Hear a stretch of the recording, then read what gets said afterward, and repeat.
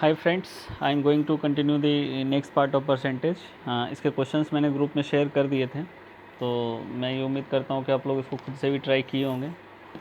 तो पहला क्वेश्चन क्या था? In our office there are 60% female employee, okay, 50% of all the male employee are computer literate, okay.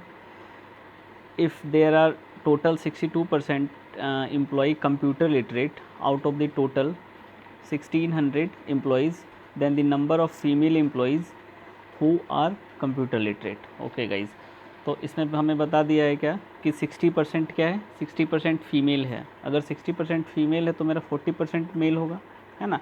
40% mail में 50% mail जो है वो क्या है, कंप्यूटर लिटरेट है, ठीक है. और टोटल कंप्यूटर लिटरेट दे दिया है ना, आउट ऑफ 1600 एम्प्लॉई. तो परसेंटेज वाला सवाल है, तो इसको हम अगर हम परसेंटेज से ही बनाएं तो हम ज़्यादा आसान होगा. देखिए हम कैसे अप्रोच करते क्वेश्चंस को. तो यहाँ पे सबसे पहले क्या है, 60% फीमेल एम्प्लॉई है. तो 60% अगर हम इसको 60% का मतलब क्या होता है, 3/5, ठीक है. 60% का क्या मतलब होता है, 3/5. लेकिन अगर हम इसको यानी कि 5 अगर टोटल है तो 3 उसमें फीमेल हैं. तो इसको अगर हम यहाँ पे अगर 10 लिख दें, 10 लिख दें तो हमारा फ़ीमेल कितना हो जाएगा, फ़ीमेल कितना हो जाएगी 3, ये तो यहाँ पे 6 हो जाएगी फ़ीमेल. और मेल कितना हो जाएगा, 4 हो जाएगा, है ना. मेल कितना हो जाएगा, 4 हो जाएगा.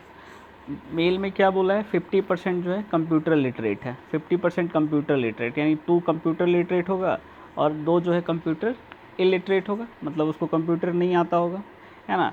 अब उसके बाद टोटल क्या दिया हुआ है, टोटल 62% एम्प्लॉई जो है कंप्यूटर लिटरेट है. अगर 10 का 62% निकालेंगे तो क्या होगा, टोटल कितना कंप्यूटर लिटरेट होगा, 6.2, है ना. 10 का 62% क्या होगा, 6.2, ठीक है. तो यहाँ पे टोटल कंप्यूटर लिटरेट हो गया. ये टोटल कंप्यूटर लिटरेट में 2 पार्ट जो है, ये तो इसमें तो मेल होगा, 2 पार्ट, 2 पार्ट तो मेल का हो गया. तो फीमेल का कंप्यूटर लिटरेट कितना होगा, 4.2. यही तो हमसे पूछा है. आउट ऑफ 10 फीमेल जो है वो 4.2 कंप्यूटर लिटरेट है. बस हमको और कुछ करना ही नहीं है, हमको जो निकालना था निकल गया. तो 4.2/10 इंटू 1600. अगर इसका ये पॉइंट उड़ा रहे हैं तो ये यहाँ पे एक जीरो और कट हो जाएगा. तो 16 दूना 32 और 16 चौक 64, 65 66 67, यही आंसर हो जाएगा. नेक्स्ट क्वेश्चन पे आते हैं. ये समझ में आया, okay. The price of a car depreciate in first year by 20%, है ना. गाइज एक बात कल मैंने बताना भूल गया था कि अगर कोई भी परसेंटेज अगर यहाँ पे बाय लिखा हुआ, डायरेक्ट हम सबको ही पकड़ते हैं. अगर बाय लिखा हुआ है ना, अगर क्या लिखा हुआ, बाय लिखा हो. अगर बाय का मतलब क्या है, 25% से बढ़ गया या 25% से कम हो गया, यानी कि अगर हमारा बोलेगा कि 100 में अगर 25% डिक्रीज हो गया तो क्या हो गया, 75 हो गया, ठीक है. अगर वही हम फ्रैक्शन में लें तो 4 है तो क्या हो गया, 3 हो गया. 1/4 25% का होता है. उसी तरह अगर हम एक वर्ड और यूज़ किया जाएगा कि इंक्रीज़ टू 120%, है ना. तो इसमें अंतर है, बाय और टू में अंतर है. अगर बाय लिखा हुआ है तो हम उतना परसेंट पे ही काम करते हैं. अगर माना जाए 100 है और ये 100 जो है ये इंक्रीज़ टू 120, है ना. ये 100, अगर 100 जो है वो इंक्रीज़ टू 120 हो गया तो इसका क्या मतलब हो गया कि ये 120% से नहीं बढ़ा, ये क्या हुआ, 120 हो गया डायरेक्ट, है ना. इंक्रीज़ टू 100 इंक्रीज़ टू 120%, तो 100 से बढ़कर 120 हो गया. तो और अगर दिया हुआ है कि 120 100 जो है इंक्रीज़ बाय 120%, तब हमारा 100 जो है तब क्या हो जाएगा, 220 हो जाएगा. इंक्रीज़ बाय अगर यहाँ पे 2 है, यहाँ पे 100 इंक्रीज़ टू 120, तो हमारा 100 से डायरेक्ट बढ़ के सीधा हो जाएगा 120. और अगर हमारा 100 इंक्रीज़ बाय 120% तो हमारा 100 अब क्या हो जाएगा, इसमें हम 120 ऐड कर देंगे तो हमारा 220% हो जाएगा, है ना। ये चीज़ आना चाहिए। तो यहाँ पे क्या है, 25% बढ़ा है, ये 25% डिप्रिसिएट हुआ है, सॉरी, फर्स्ट ईयर में 25% डिप्रिसिएट हुआ है, सेकेंड ईयर में 20% डिप्रिसिएट हुआ है, और थर्ड ईयर में 15% डिप्रिसिएट हुआ है। तो 25% का मतलब क्या हुआ कि अगर कोई प्राइस अगर यहाँ पे हम x मान लेते हैं, कोई ज़रूरत नहीं है इसका वैसे, तो अगर 25% है, 25 मतलब 1/4, ठीक है। 25 का मतलब क्या हुआ, 1/4, तो यानी कि 1 अगर इसमें 1 कम हुआ है यानी कि 3/4 हुआ है।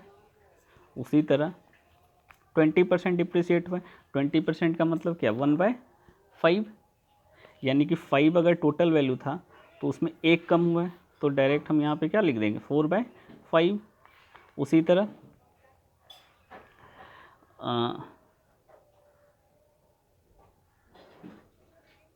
यहाँ तो हमको करंट प्राइस दिया हुआ है, सॉरी, यहाँ पे करंट प्राइस हमको दिया हुआ है 10,000, है ना। तो 10 हमको यहाँ पे x नहीं लिखना है, यहाँ पे 10,000 ही लिख लेना है ना। यहाँ पे क्या लिखना है, 10,000 ही लिख लेना है। हम फिर से बनाते हैं अगर, तो 10 हमारा ये find the price of car after 3 years. अच्छा, तो यहाँ पे 10,000 मेरा करंट प्राइस है, तो डिप्रिसिएट फर्स्ट ईयर में 3/5 हुआ है, ये सॉरी 25% से डिप्रिशिएट हुआ है 1/4, तो इसका मतलब क्या, कितना रिमेनिंग है, 3/4। नेक्स्ट ईयर में क्या हुआ है, 20% से, तो 1/5 से कम हुआ है ना। तो 5 अगर टोटल, तो मेरा 4/5 रहेगा। उसके अगले ईयर में 15% से कम हुआ है, तो 15% से कम हुआ है, तो 15% का मतलब क्या हो गया, 15 बाय अगर 100 को फ्रैक्शन में लिखेंगे तो 3/20, यानी कि यहाँ पे क्या हो जाएगा, अगर 20 में अगर मेरा 3 कम हुआ है तो 17/20। तो इसको हम कट करेंगे, है ना। तो 20 पंच 100, तो ये 2 शून्य ले लेगा, 17 तिया 51, 5100 हो जाएगा ये आंसर।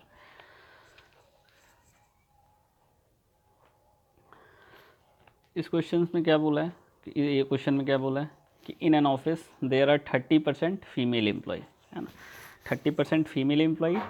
फिर उसके बाद आगे क्या दिया है कि 30% फीमेल एम्प्लॉय, उसमें से 30% जो है वो 8,000 से ज़्यादा कमा रही है ना। और 80% मेल एम्प्लॉय जो है वो 8,000 से कम कमा रहे, earn less than 8,000 per month. तो कितने percent employee in an office there are 30% female employee and 30% of these earn greater than 8,000 per month, है ना। तो 30% फीमेल एम्प्लॉई है, तो ये सवाल को करने से पहले हम देखते हैं। फिर 30% फीमेल एम्प्लॉई है और उसमें से 30% जो 8,000 से ज़्यादा कमाती है। फिर उसके बाद क्या बोला, 80% of male employee earn less than 8,000 per month. तो what is the percentage employee who earn more than 8,000 per month. तो अगर इसको हम वैसे अगर देखें हम, तो यहाँ पे क्या है, यहाँ पे 30% अगर फीमेल है तो क्या, अगर इसको हम 10 मान लें, तो अगर 3 जो है हमारा फीमेल है तो 7 मेल हो गया, है ना, 7 मेल हो गया।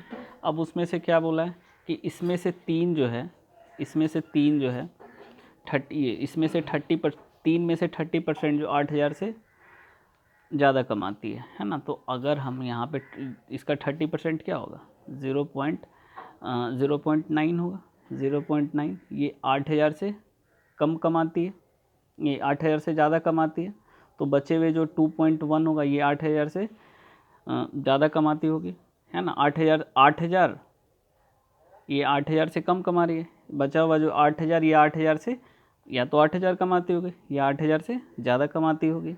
उसी तरह नेक्स्ट पार्ट में आते हैं, मेल वाले में आते हैं।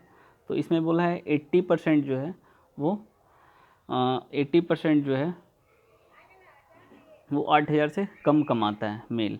8,000 से अगर कम कमाता है 80%, तो 5.6 जो है वो 8,000 से कम कमाता होगा। और बचा हुआ जो 20% है वो 8,000 से 8,000 या 8,000 से ज़्यादा कमाता होगा, है ना। तो यानी कि ये कितना हो गया, 20%, 1.4 हो गया। तो ये जो है 8,000 से 8,000 से ज़्यादा या फिर 8,000 कमाता होगा, है ना। तो गाइज़ हमसे यहाँ पे क्या पूछा, what is the percentage of employee who earn more than 8,000 per month. More than मतलब कि कितने परसेंट एम्प्लॉई जो है वो 8,000 से ज़्यादा कमाता होगा। तो गाइज़ अगर इसमें हमको तो ये नहीं पता है ना कि ये कितने एम्प्लॉई जो हैं वो एग्जैक्ट 8,000 कमा रहे हैं, है ना। तो हमें ये पता नहीं है, तो इसका ये सवाल हम निकाल पाएंगे, नहीं निकाल पाएंगे। तो इसका आंसर क्या हो जाएगा, सी एंड डी। नेक्स्ट में आते हैं, 600 student took the test on physics and chemistry, यानी कि 600 विद्यार्थी जो है वो टेस्ट देते हैं फिजिक्स और केमिस्ट्री का, है ना।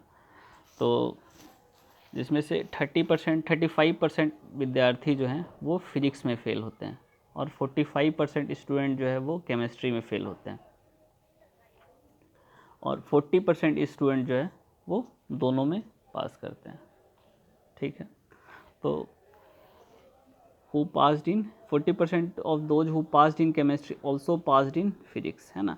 तो इसका मतलब 40% जो केमिस्ट्री में पास करते हैं, 40% of the student who passed in chemistry, तो वो जो है 40 जो केमिस्ट्री का जो जितना पास करते हैं उसका 40% जो है वो वैसे विद्यार्थी हैं जो फिजिक्स में भी पास करते हैं।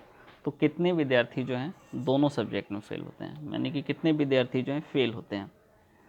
हमको निकालना है कितना, how many student fail in both, है ना।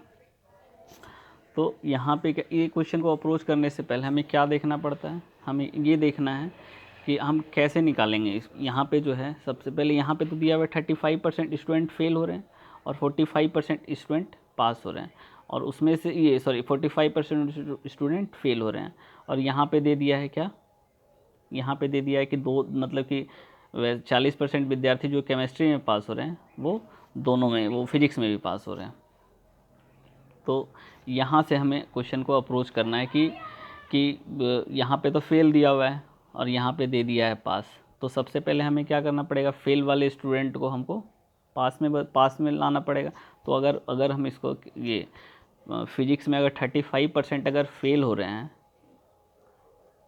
35% अगर फेल हो रहे हैं तो पास कितना परसेंट हो रहे होंगे, 65%। उसी तरह केमिस्ट्री में अगर 45% फेल हो रहे हैं तो पास जो है केमिस्ट्री में 55% हो रहे होंगे, तो है ना। अब जो है हमको अगला क्या दिया है कि 40% स्टूडेंट जो है जो केमिस्ट्री में पास हो रहे हैं, 40% of those who passed in chemistry also passed in physics. तो केमिस्ट्री में कितने पास हो रहे हैं, 55%। इसका 40% जो है दोनों में पास हो रहे हैं, है ना। तो केमिस्ट्री का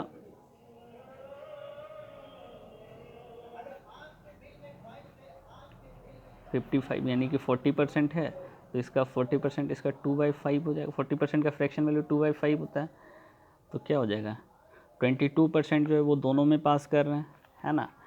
तो इसको हम यहाँ से दो अप्रोच हम कर सकते हैं, है ना। एक तो हम डायरेक्ट निकाल सकते हैं कि डायरेक्ट हम इसको जोड़ दें पास वाले को, क्या है कि ये पास है, ये बोध में पास है, पास इन बोध, है ना, ये पास इन बोध है। तो यहाँ पे क्या है कि ये जो 65% जो पास फिजिक्स में हुए हैं, इसमें ये 22% भी इंक्लूड होगा। उसी तरह ये 55 जो है इसमें भी ये 22 इंक्लूड होगा। तो हम इसको डायरेक्ट हम ऐसे कर सकते हैं, 65 + 55 - 22। तो हमारा यहाँ से कितना हो जाएगा, 5 5 10 6 5 10, ये 6 5 11 1 12, इसमें 22। तो हमारा 98% विद्यार्थी जो है ये हमारा पास कर रहे हैं। तो फेल कितना कर रहे हैं, फेल कर रहे हैं 2% दोनों में, है ना। 2% दोनों में फेल कर रहे हैं। तो इसका क्या हो जाएगा, तो 600 का, तो फेल विद्यार्थी निकाल देते हैं, फेल इन बोध, तो 600 का 2%, यानी कि 12 answer.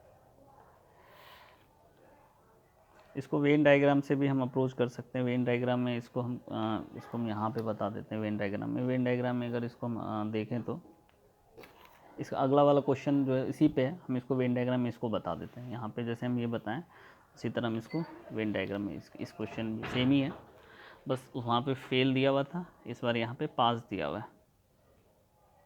In an examination 70% candidate pass in history, 50% pass in geography और 20% student fail in both subjects, है ना। तो हमको क्वेश्चन को यहीं से अप्रोच करना है। यहाँ पे क्या दिया हुआ है, फेल दिया हुआ है, जो बोथ सब्जेक्ट में फेल हुए हैं 20% है, तो इसको भी हमको क्या करना पड़ेगा, इसको भी हमको फेल वाला निकालना पड़ेगा।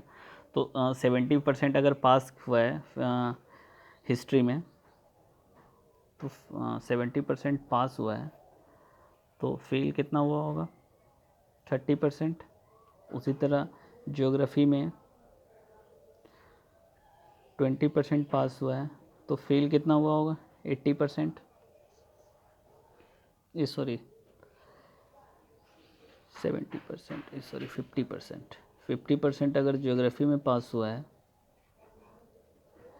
तो फेल भी 50% हुआ होगा, है ना। अब हमारा यहाँ पे 20% दोनों में है, तो अब यहाँ पे इसको हम वेन डायग्राम में ऐसे कर सकते हैं, है ना। यहाँ पे एक साइड हिस्ट्री, एक साइड ज्योग्राफी, और हमारा 20% बोथ फेल हुआ है, तो हमारा क्या होगा, यहाँ पे हिस्ट्री जो है हमारा फेल कितना हुआ है 30%। उसी तरह ये टोटल है, टोटल फेल हुआ है, इसीलिए हम इसको बाहर में लिखे हैं 30। यहाँ पे बाहर में क्यों लिखे हैं, क्योंकि ये टोटल हिस्ट्री में फेल हुआ है। उसी तरह ये ज्योग्राफी भी हमको 50% जो है टोटल हमको लिखना पड़ेगा, बाहर ये टोटल है ज्योग्राफी में। अब हम यहाँ पे अगर इसको हमको अंदर लाना है, तो यहाँ पे क्या ये 30 इसमें हमको लेस करना पड़ेगा, तो लेस अगर हम करेंगे तो ये ओनली ज्योग्राफी में 30% ये फेल हुए हैं। उसी तरह यहाँ पे ओनली हिस्ट्री में कितना परसेंट फेल हुए हैं 10%, है ना। हिस्ट्री में 10% फेल हुए हैं, उसी तरह यहाँ पे ज्योग्राफी में 30% फेल हुए हैं, और हमारा दोनों में हिस्ट्री और ज्योग्राफी दोनों में 20%। तो 30 20 50 10 60, यानी कि 60% यहाँ पे फेल हुए हैं। तो पास कितना हुआ है, पास इन बोथ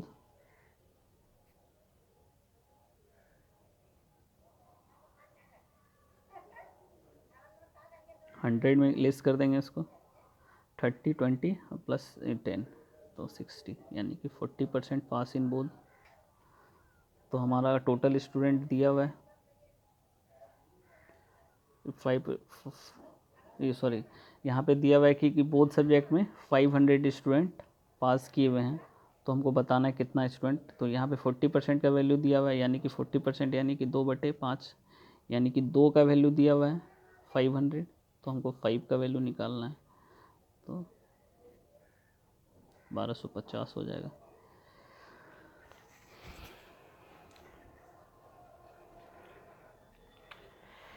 अगले क्वेश्चन ये समझ में आया, अब अगले क्वेश्चन की ओर बढ़ते हैं।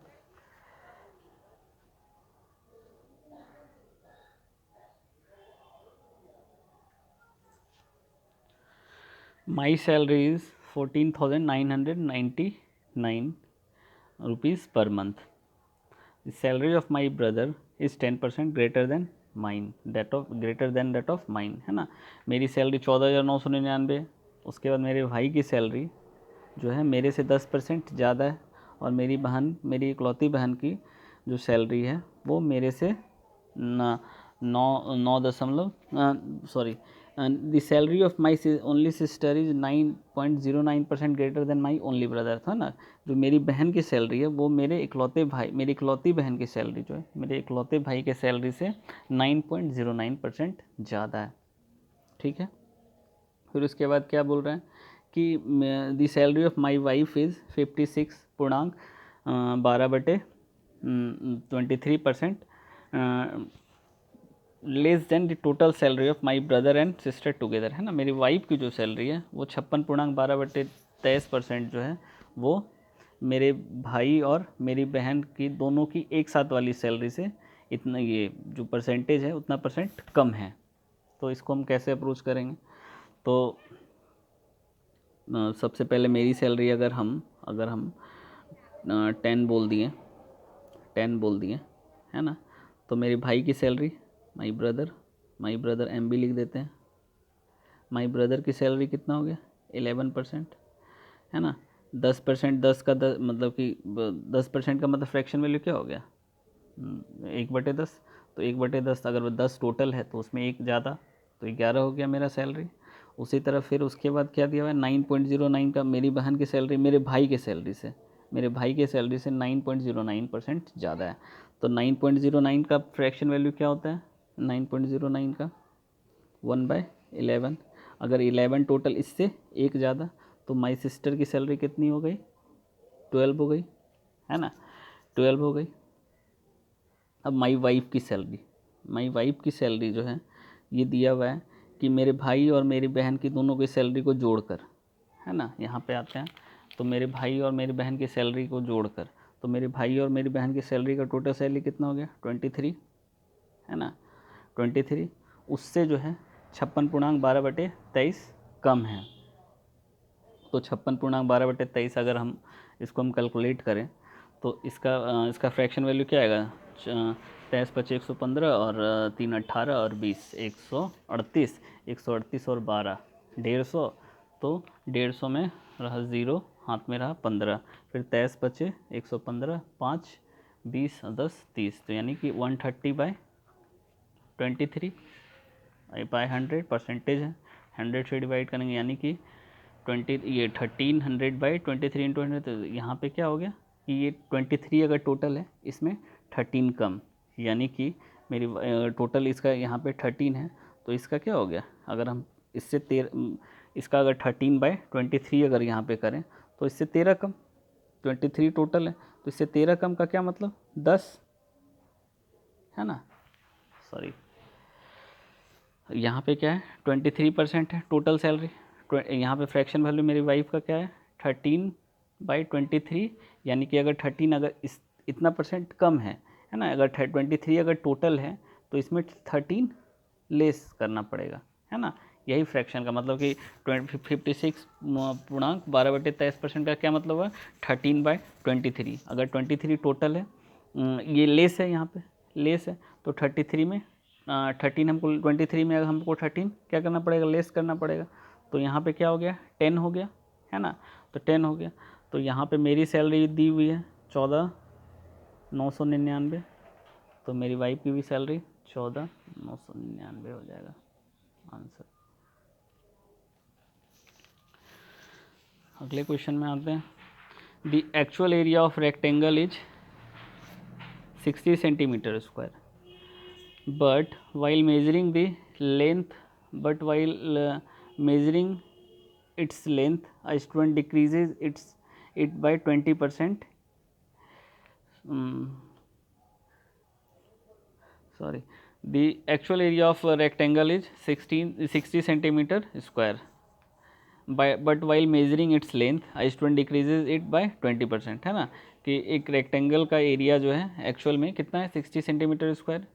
फिर जब हम इसके, लेकिन एक स्टूडेंट जो है जब इसके लेंथ को मेजरिंग कर रहा था तो वो इसके लेंथ को 20% से घटा देता है ना, देखिए बाय है यहाँ पे 20% से घटा देता है, यानी कि लेंथ जो है हमारा अगर 20% का मतलब क्या हुआ 1/5, यानी कि पहले अगर 5 होगा लेंथ तो हम कितना कर दिए इसको 4 कर दिए। एक मतलब कि एक वो जो स्टूडेंट जो वो क्या किया होगा डिक्रीज़ कर दिया होगा इसके लेंथ को, और ब्रीथ को क्या किया होगा breadth and breadth increases by 25%, है ना, और ब्रीथ को इसके ब्रीथ को जो है इसको 25% से बढ़ा देता है ना। 25% का मतलब क्या 1/4, यानी कि पहले ब्रीथ का जो ब्रीथ होगा जो कितना होगा 4 होगा, इसको बढ़ा के क्या कर दिया 5 कर दिया, है ना। 1/4 है तो 4 में 1 बढ़ा दिया तो 5 हो गया। तो देख रहे हैं गाइस, तो एरिया में हमारा कोई डिफरेंस पड़ रहा है, यहाँ पे भी 20 और यहाँ पे भी 20, तो एरिया में हमारा कोई डिफरेंस नहीं होगा, कोई एरर नहीं होगा।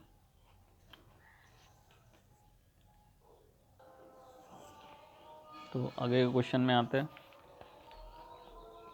Due to fall in manpower the production in the factory decreases by 60%, है ना। By what percent should the working hour be increased to restore the original production in the factory, है ना।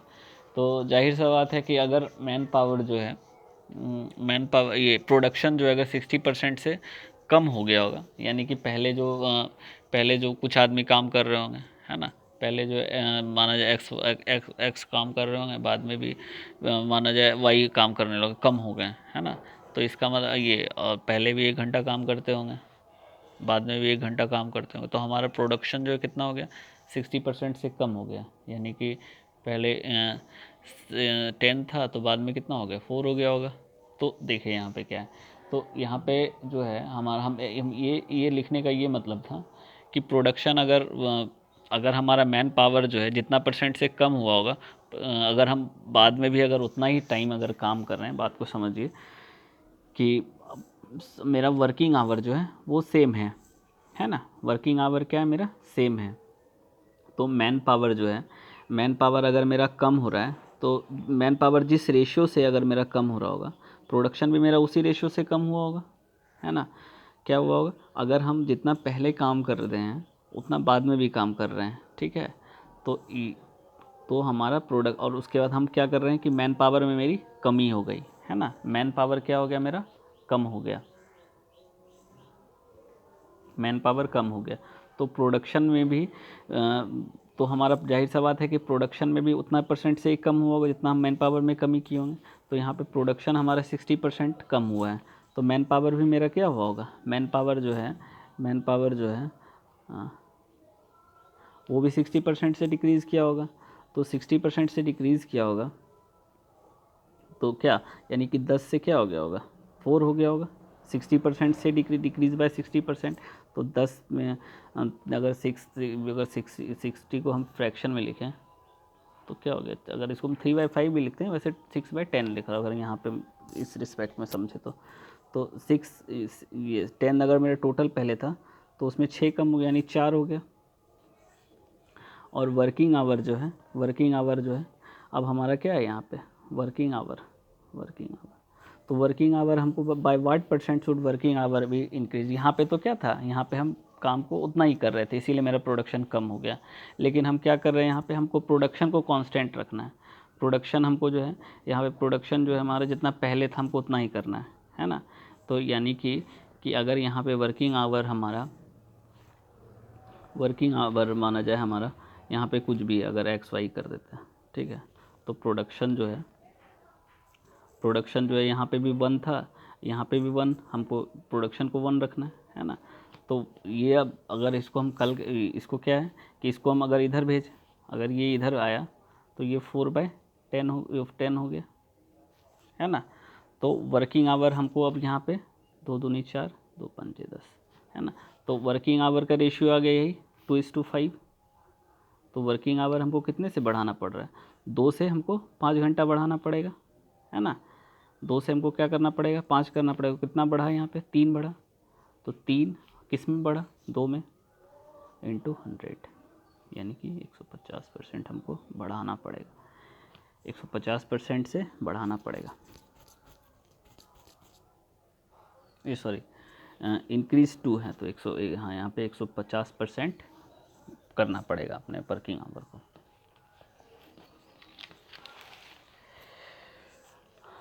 फिर उसके बाद if the radius of cylinder is increase by, ये वही वाला सवाल है रेक्टेंगल वाला, है ना। यहाँ पे बस हम इसलिए लिए हुए यहाँ पे कि हम कुछ बताना चाह रहे, देखिए यहाँ पे तो एक सिलेंडर का रेडियस जो है वो 40% से इंक्रीज़ कर जाता है, और हाइट जो है वो 37.1/2% से कम हो जाता है ना। तो इसके वॉल्यूम पे क्या इफ़ेक्ट पड़ेगा।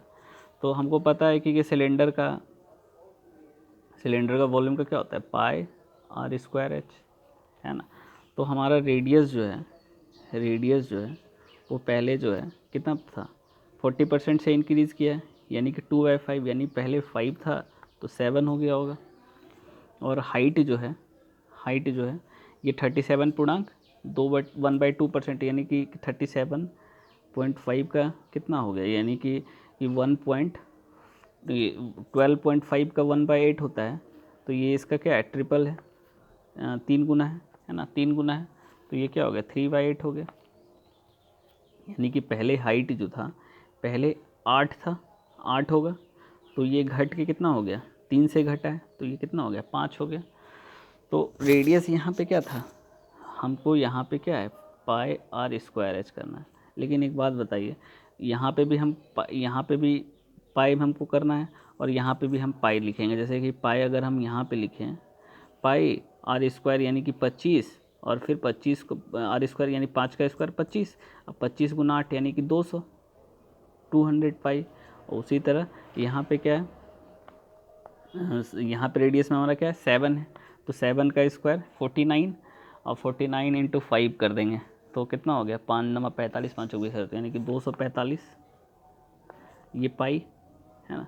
तो हम पाई हमारा देख रहे हैं कि ये बराबर, मतलब कि दोनों जगह इक्वल है, तो इसका कोई ज़्यादा वैल्यू नहीं है ना, तो इसको हम इग्नोर करके भी चल सकते हैं, तो इसका कोई ये नहीं है। तो हाँ, अब हम देख रहे हैं यहाँ पे कितना बढ़ा है मेरा, 45 बढ़ा है, तो 45/200 इंटू 100, तो 22.5% हो जाएगा चेंज, परसेंटेज चेंज, है ना।